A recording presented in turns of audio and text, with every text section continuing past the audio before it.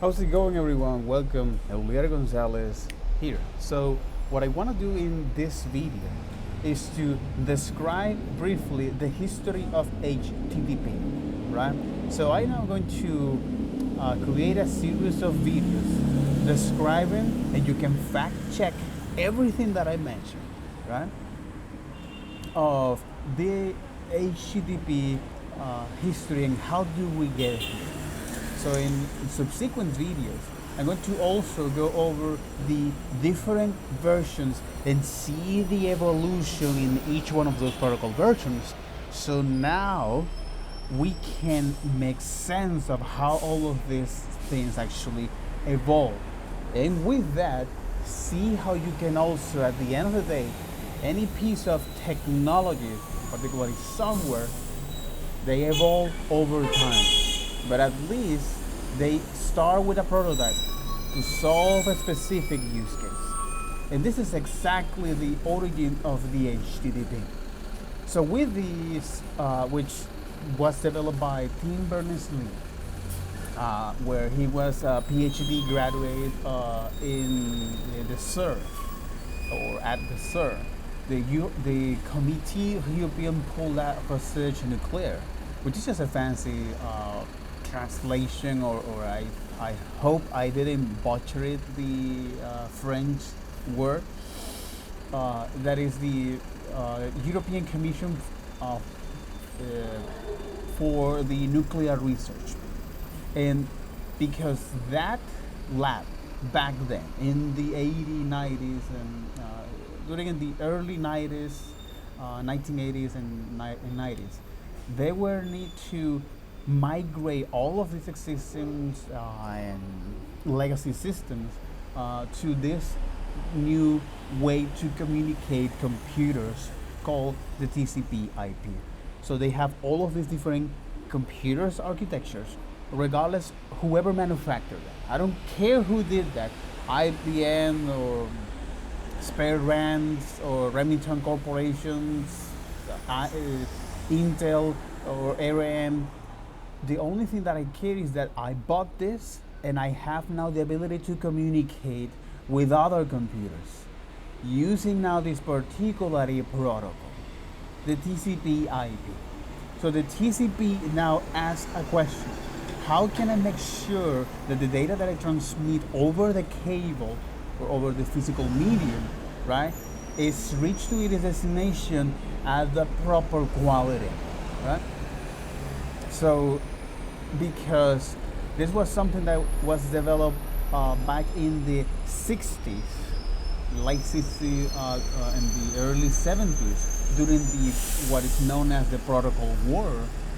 A bunch of smart folks, one of them is Vincent Cerf and Robert Kent, they were now electrical engineers and computer scientists. That's the field, that's the combination of these two fields to create now is a patterning or a protocol, a process of how to communicate now, or at least to send data to guarantee that quality.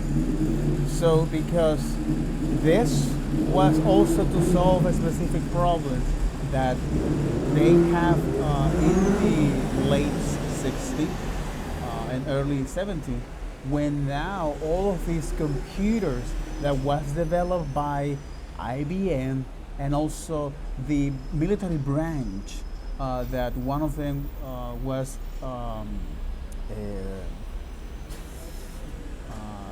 General Leslie Groove, the VP at the Sperry Ram, one of the corporations that they merged with Remington to now sells, so manufacture and sell all of these different mainframe computers known as the Univac. So General Leslie Groove, which he was the engineering lead that oversee the development of the Manhattan Project from the Corps of Engineering. He had kind of an attitude, you know, like all of us, and especially in the military branch or in any company and in any domain, we also have our own attitudes. And so General Leslie Groove has it his own, and that's so it was quite arrogant because it's actually produced outcomes and so on and so forth. And that's something that, for example, people in other military branches, for example, like the Eisenhower and the people that were deployed to fight the Second World War, they didn't like that, and in fact, he after the Second World War, because he know he will deal with all of these different commanders and lieutenants and captains once they reach when they came overseas. So they don't want to deal with that. And Eisenhower put now aside him, so he didn't dishonorably charge. Just he just retired General Groove, and General Groove now went to the private sector to actually create these corporations and develop all of these different technologies. And one of them is the manufacturing of this UNIVAC, these supercomputers here, right? So UNIVAC here that initially was created with all of this bulk Remington Rand, which is later becomes Sperry, and now it is Unisys. All right, it's a technology company that passed through a series of acquisition here. So the thing here is this UNIVAC computers. The technology that they're using was primarily this, right? These huge vacuum tubes that they want to represent is now decimal values. So you have now an array of all of these 10 tubes that each one of its position represent is now a number. Again, why am I mentioning this? Because with the miniaturizations that happens at Silicon Valley, and all of this particular innovation that say, hey, let's going to use now is the Boolean logic to represent now is zeros and ones, to represent if this is true or not, if there is some piece of information or not, that actually leads to the computers, or particularly to the PC. Let me see if I can actually use this. A list of vacuum tube computers, right? Like Colossus, ENIAC, and all that kind of different applications. But in the 60s, again, these smartphones that were in the universities and different companies, and also the NSA, the Pentagon, the NYU, the MIT, Stanford, Ohio universities. So they now, with the miniaturizations of these machines, of these computers, so now you have is the PC workstations, right? And I think that is gonna give me that, but I want to is look at the Wikipedia as it is, right? Or the origin of the workstations. And a little bit of the history of that. The workstation predates the first personal computers. So the first computer that might actually qualify as a workstation was the IBM 6020. And it was announced in 1959, codenamed as Cadet. All right? And there's a lot of military technology or military concept involved. As you can see, you have only is this typewriter and a specific dashboard or terminal to operate with that, right? So making it is the first digital computer considerable, reliable enough for real-time process control of factory equipment.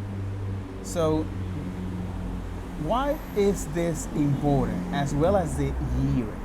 you might wonder, right? Most of the times, the people that were trained to be as computers in the early years of the war and during the First World War, they were mainly women. And women have also played a huge role in the development of the computing as well as the programming. For example, with the Ada Lovelace, right, which was an aristocratic woman, uh, was an English mathematician um, that is known for the charge baguette. So it was to propose the computer machines back then, and she was also Lord Byron expected his child to be a glorious boy, and he was disappointed when Byron gave birth. And again, Lord Byron.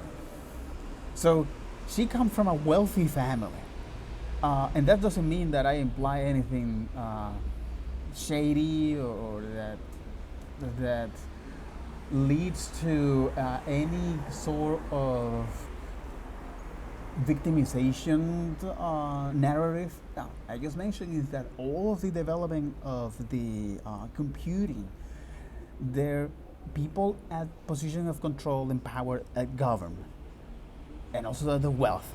They want to use these machines not only to preserve their wealth, but also to use now as a companion. And right now, it's deeply integrated into the war machine. So the child was named after Byron's half sister, Augustine Lay, and was called Ada by Byron himself, right? So the thing here is that it comes from a wealthy family, and Lovelace now spent most of his career doing an interest in anything related to the mathematicians and machines, right? So the point of this is interesting, and she died young, 36 years old, from cervical cancer, which contemporary accountant called uterine cancer, since a distinction between the two was not made at this time.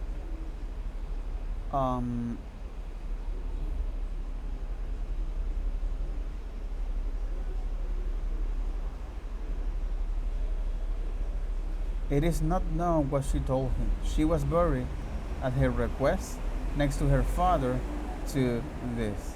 So, but in any case, this is the story of the computation, right?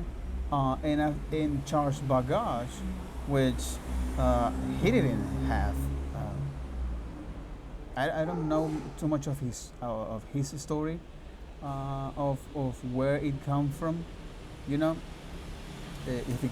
His father was a banking partner of William Braid, was an English businessman banker in founding Braid's Code and Fleet Street. So as you can see here, the interest of the people in the banking industry and also in power actually makes not only makes a ton of sense, but also they were interested in develop these kinds of applications and this kind of machines here.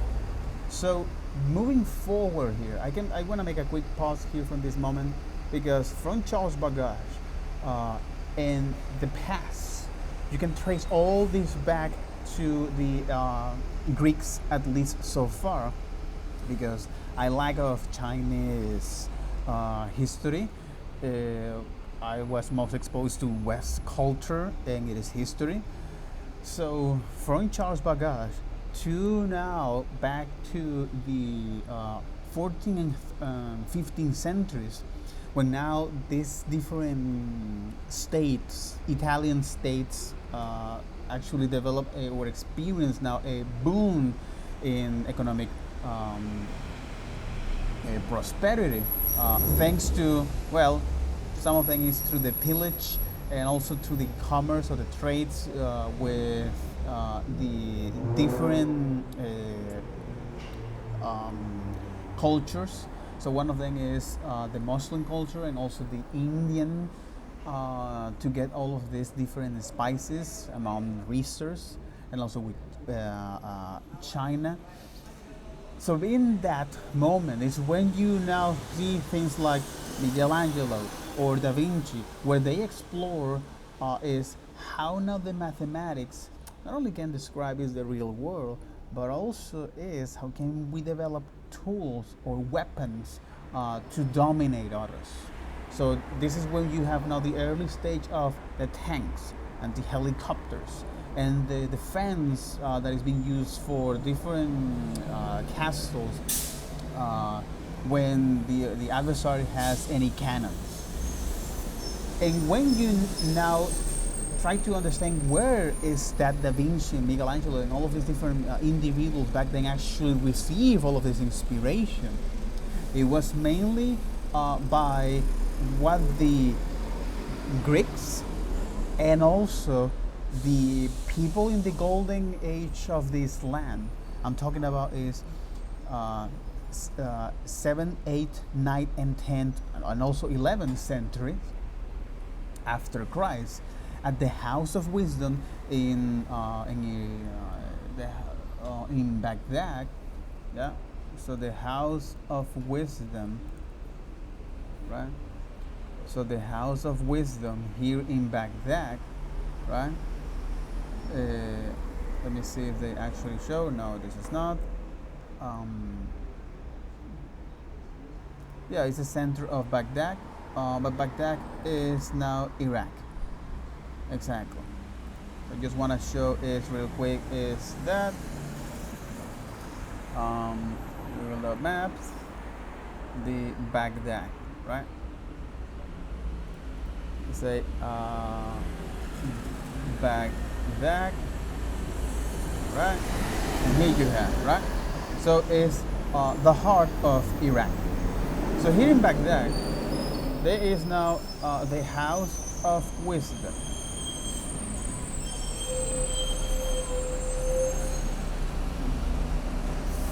Or the School of Wisdom, I think that's the name. Yeah, but it's the House of Wisdom.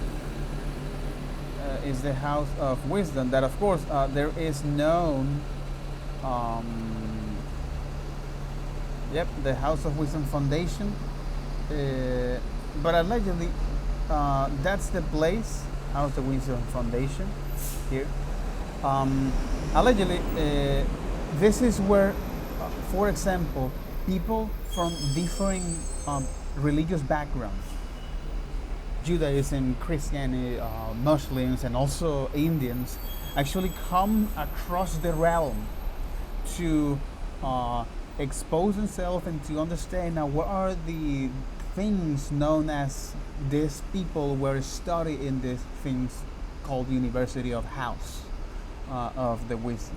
So things like algorithm, it was something that was coined here, as well as the famous and not that famous book from algebra, Al-Warismi, and the story of how you can now break things, or using now things that are broken to compose something to reach to the original, to understand the general things of all of this.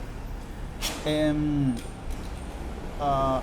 also stuff in the medicine realm like Avicenna. And you can also trace this back. You can also trace this back to the Greeks, and also some of the development from the India as well, but most likely on the Greek, which is, at least I am just exposed to that culture with machines, or one of the first mechanical machines that ever discovered so far, which is the Antiquera and Antiquera mechanism, which was, according to the anthropologists and archaeologists, it was a mechanism for the Greeks to predict now is the early movement. It was an attempt to predict. It was one of the first attempts to early predict the movement of the uh, the bodies in the skies, the celestial bodies, right? So one of them is the sun, and the other is the moon. Then is the Mercury, and then you have now Venus, right? And all of this is, as you can see, is very mechanical machines, and that they have their own particularly different pins around these different gears, right? That makes sense, and now we can use is on, for example, in things like motorcycles and stuff like that, right? So this huge segue, I'm gonna move forward here real quick. I will invite you to look at what the thing is doing at the end of the day, right? Is through all of these different mechanisms. So they were able to now create, or at least according to the archaeologists, is this movement, right? And this is interesting because this is part of what the mind resonates at the end of the day. We want to have certainty of the world that we're around to, okay? And here is when we have now beautiful mechanics like this, right? So now if I move forward to the bagage, or in particular is Babbage and Ada Lovelace, and now a little bit further after the First War and the Second World War, where IBM actually created these particularly corporations to see, well, because they see now the benefit of all of these computations in the business sides and also in the finance, that it can be now used for the military industrial complex as well. Now, and speaking of that, where here I just wanted to mention is one of the first personal computers. This is now talking about is after the Second World War, 1959, right? IBM produced this, was a model of scientific mini computers, right? And what happened is that when General Leslie was now, so he went through developing the atomic bomb, or, as part of the Manhattan Project, and from there now he went to the private sectors and be part of these different companies. For example, like Sperry Rand, that created the first mainframe computers and manufacturing that. In the 1959, the first personal computer was created, as you can see in the image, right? So why this is relevant? Because in 1957, the Russians put Sputnik in our heads, and that caught Eisenhower and Nixon as a surprise. So what it didn't capture as a surprise was General Leslie Group, because he was working at the private sectors and he was known what's going on here. And then he started to collaborate with the government, with different corporations. Sperry Rand was one of them. And in the meantime, in 1958, this is when now DARPA is created. So the military wants to also, the U.S. military wants to keep their own military advantage, and they were looking at different places where they now, when when different initiatives can lead to that military superiority. So the MIC, the military industrial complex, which is something that Eisenhower actually described in his farewell speech.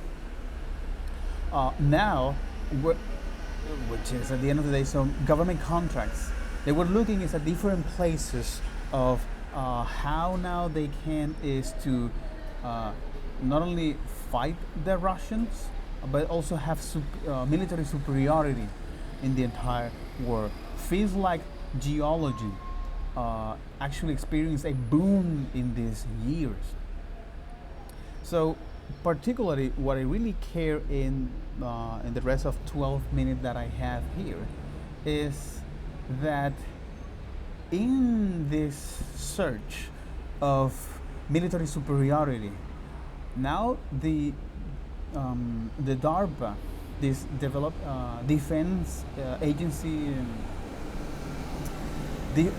defense advanced research project agency, now find a bunch of smartphones at different universities like the NUI, the MIT and Stanford, also from the NSA and the Pentagon, where they were developing is ways to make the communication across computer possible. And this is when now, in 1969, DARPA is initiated and putting in operations 2 years later in 1971. So, DARPA was created, and because there were no consensus of how these different computers, regardless who manufactures, they share this information. This is when the protocol wars begins in the mid 60s and also the 70s, as well as in the realm of software is the software crisis, because we have a lot of these different software reading in different language, and we need to find out ways to make this thing sustainable. This is when the terms coined by Margaret Hamilton was proposed as the software engineer.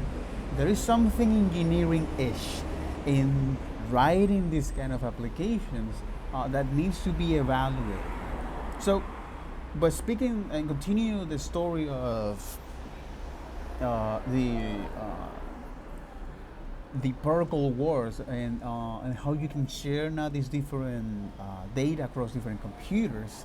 So a bunch of smartphones, so Robert Kent and also Vincent Cerf, actually comes to a paper and a conclusion that say, hey, instead of focusing on how can we control the networks, which is if you add in more nodes to this network, how you can try to maintain that and make it easily to maintain, and also if those nodes now coming from a different networks, the network the network homogeneity, which is different computers may live in different networks, and how you can make that computers or that node to communicate with other computing in a different internet or in a different networks.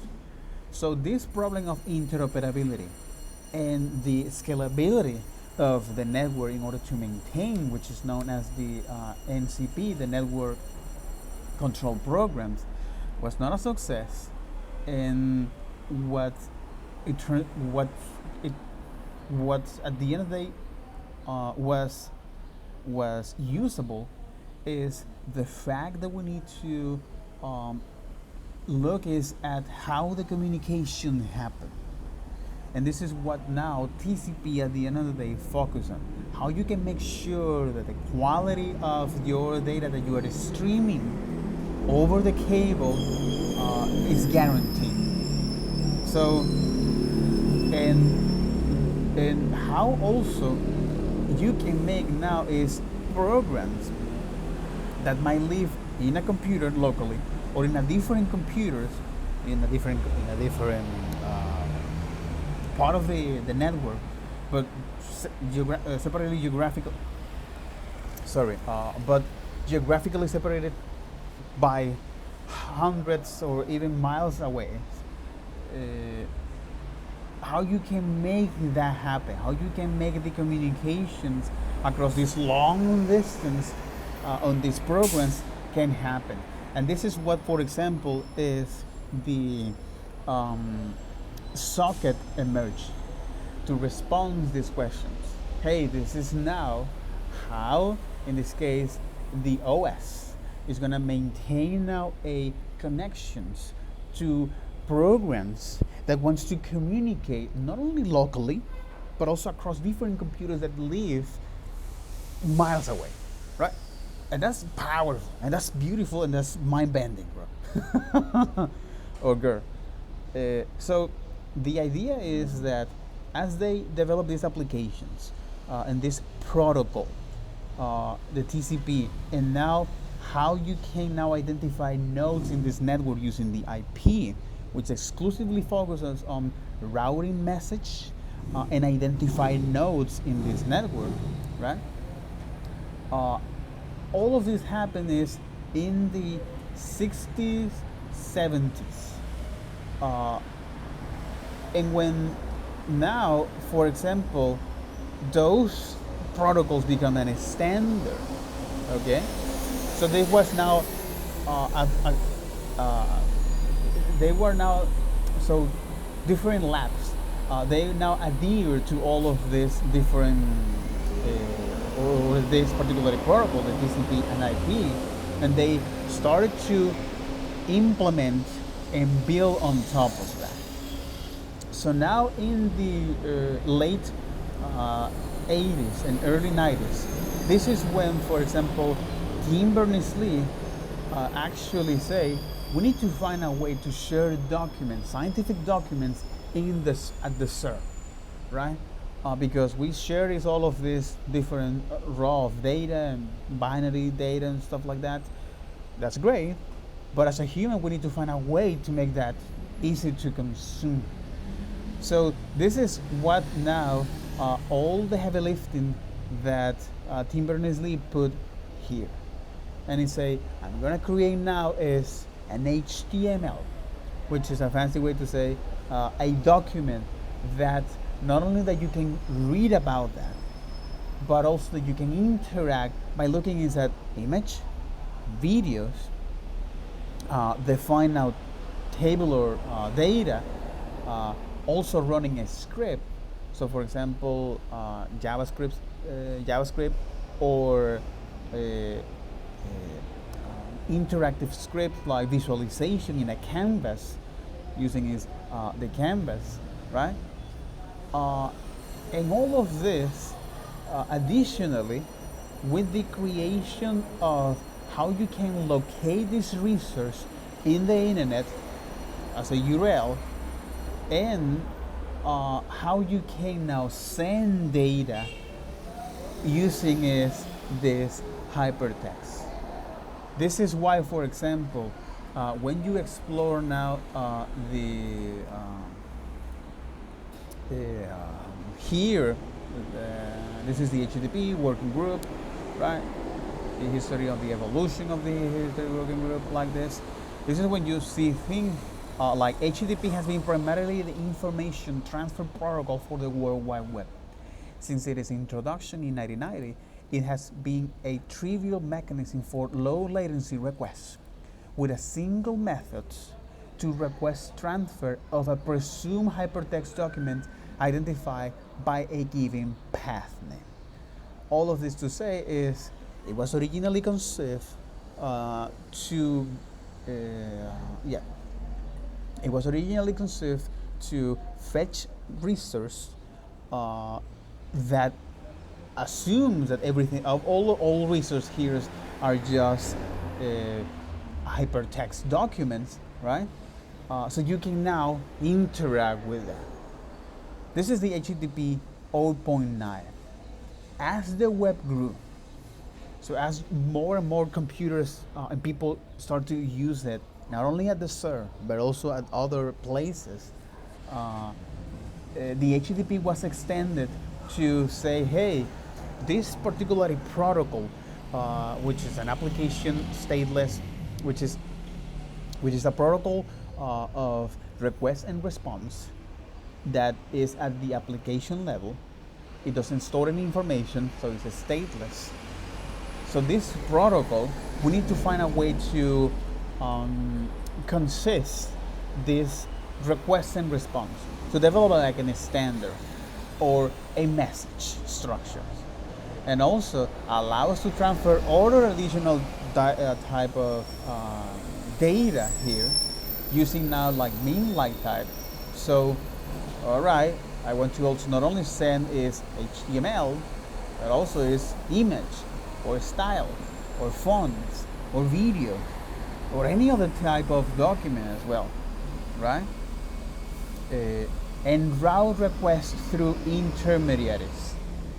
This is possible because now when you have now the message format, this is standard of how you're going to send this data over the HTTP server, right? You have now a header, and in these headers is when you can describe a couple things. The ability for whoever intercepts this act as a proxy, or you can define caching mechanism as well. These protocols were eventually defined as HTTP 0.9 and HTTP 1. And this is something that I'm going to talk in the next video by actually building is an HTTP 0.9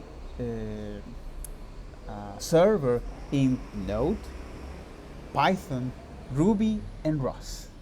So take care. Bye-bye.